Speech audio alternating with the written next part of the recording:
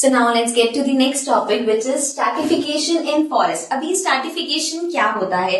Stratification is defined as dividing a natural habitat into several layers depending upon the heights of plants or vegetation of that area. अब यहाँ पे stratification का मतलब है forest में हम एरियाज को कैसे डिवाइड करते हैं प्लांट्स की हाइट के अकॉर्डिंग। जैसे कि अगर लेट्स सपोज कोई इतनी हाइट का प्लांट है तो यहाँ पे ये पार्ट जो है ये एक अलग लेयर होगी, यहाँ से लेके इस पार्ट तक ये एक अलग लेयर होगी एंड इस तरह से लेयर्स में डिवाइड होता है। और जब हम इसको ऐसे सेवरल लेयर्स में डिवाइड करते हैं तो उसको हम कहते हैं स्ट्रैटिफिकेशन। ओके, देन अब ये क्यों किया जाता है? It allows minimization of competition among the animals and allow them to survive easily. अब यहाँ पे एनिमल से क्या लेना देना? नाउ वी ऑल नो हर एनिमल का अलग अलग रहने का तरीका होता है, अलग अलग कंडीशंस में वो रहते हैं। सो जो कुछ एनिमल्स होंगे वो सिर्फ ग्राउंड पे रहेंगे, वो टॉप लेयर पे नहीं जा सकते, तो इससे उनका सर्वाइवल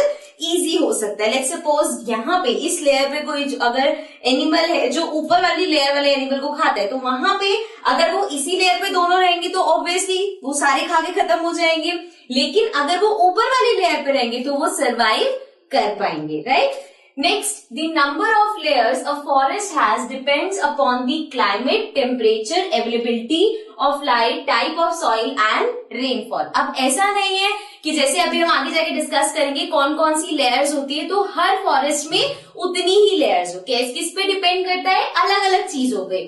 वहां का क्लाइमेट कैसा है, फॉरेस्ट का टेम्परेचर क्या है, लाइट कितनी मिल रही है, कौन से टाइप की सॉइल है, कितनी रेनफॉल हो रही है, तो ये सब फैक्टर्स रिस्पॉन्सिबल है कि एक फॉरेस्ट में कितनी लेयर्स हो सकती है। Okay, so now we'll move to the next topic जिसमें हम डिस्कस करेंगे कौन कौन सी लेयर्स होती है।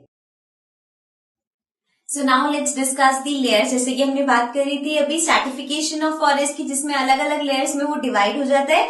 अब हम एक एक करके उन लेयर्स को डिस्कस करेंगे। So the trees of a forest are divided into following sections, जिसमें सबसे पहले हमारे पास है दी फॉरेस्ट फ्लोर।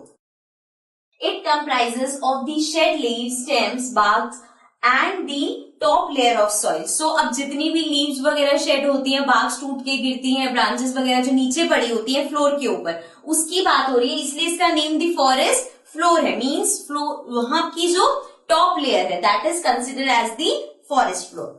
नेक्स्ट है द हर्ब लेयर, उससे ऊपर थोड़ी सी अगर हम आ जाए, so it consists of plants without woody stem, those grow above the ground such as grasses। तो अब जो जिनका पूरा भी प्लांट वगैरह या पूरा पेड़ नहीं है, इसमें क्या है, सिर्फ जो हर्ब्स नीचे ग्रासेस वगैरह ग्रो करती है सॉइल के ऊपर, वो एरिया कंसिडर होता है as the herb layer. Okay, next है दी श्रब लेयर। अब अगर हम श्रब की बात करें तो it consist of plant small to medium size, this layer requires most sunlight. अब यहाँ पे इस लेयर में क्या होते हैं, जो छोटे छोटे श्रब्स है, हर्ब्स वगैरह है, छोटे छोटे प्लांट्स है, स्मॉल से लेके मीडियम साइज तक के जो प्लांट्स है वो हमारे श्रब लेयर में आते हैं। ठीक है, नेक्स्ट है दी अंडर स्टोरी। अब अंडर स्टोरी में क्या होता है? It consist of plants that grow above the forest floor but lower than the canopy. Canopy अभी हमने डिस्कस किया था, क्या होता है, जो पूरे जैसे ट्रीज के जो क्राउन वाला एरिया होता है दैट इज कैनोपी, तो उससे नीचे होता है, लेकिन it grows above the forest floor. Floor से ऊपर होगा लेकिन उस कैनोपी से मतलब मीडियम की एक लेयर हो गई। ठीक है, they require less amount of light in order to grow, और उनको लाइट की इतनी सनलाइट की रिक्वायरमेंट नहीं होती। जैसे कि यहाँ पे जो था this layer requires the most sunlight, मतलब कि जो श्रब लेयर है वहां पे सबसे ज्यादा सनलाइट की रिक्वायरमेंट होती है in order to grow, but यहाँ पे ऐसा नहीं है। Then next is the canopy layer, we all know this one.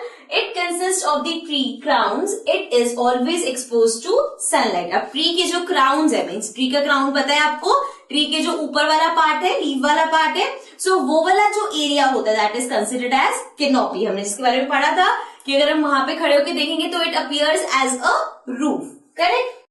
Last है हमारे पास the emergent layer. It consist of the top most layer of the trees, it is found in tropical forest. So emergent layer होती है जो सबसे top की जो layer होती है, सबसे जैसे ऊपर से सबसे लंबे प्लांट जो निकल गए उसका जो टॉप है that is considered as the emergent layer, and ये मोस्टली हमारे पास ट्रॉपिकल फॉरेस्ट में होती है। ठीक है, now we'll move to our next topic. So now our next topic is food chain. अब food chain हमने छोटी क्लासेस में भी पढ़ा हुआ है. Let's read it out. Food chain can be defined as a sequence of living organism in which one organism feed on another. अब इसमें क्या होता है, एक ऑर्गेनिज्म दूसरे पे डिपेंडेंट है, मतलब एक दूसरे का फूड बनते हैं, तभी हम इसको बोलते हैं food chain. So a typical chain in grassland. तो ग्रासलैंड में अगर हम देखें तो ग्रास को डियर ने खाया, डियर को लैंड ने खाया, तो यहाँ पे ये तीन चीजें ये भी कंसिडर होगी as a food chain. Similarly अगर हम पॉन्ड की बात करें, पानी के अंदर की बात करें, सो एल्गाई को स्मॉल फिश खाती है एंड जो लार्ज फिश होते हैं वो स्मॉल फिश को खाती है. सो यहाँ पे इस तरह से ये फूड चेन चलती है. अब ये जो है एग्जाम्पल, ये हम 6th क्लास में या इससे छोटी क्लास में हमने पढ़ा हुआ है. यहाँ पे अब हम देखेंगे कि इनको हम क्या क्या कंसिडर करते हैं. जैसे सबसे पहले अगर हम ग्रास से स्टार्ट करें तो ये होता है प्रोड्यूसर.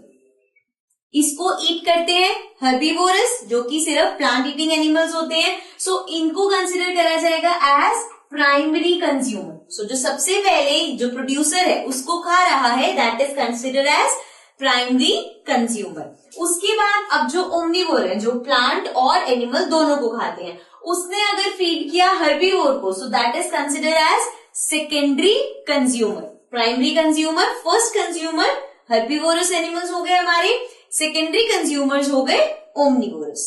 उसके बाद कार्निवोरस जो है वो ओमनिवोरस को खाते हैं. Carnivorous animals are those animal which are flesh eating, right. So they are consider as territory consumer, means the third party. Okay, so producer, primary consumer, secondary consumer and territory consumer. ठीक है. So this was about food chain. Let's get to the next topic.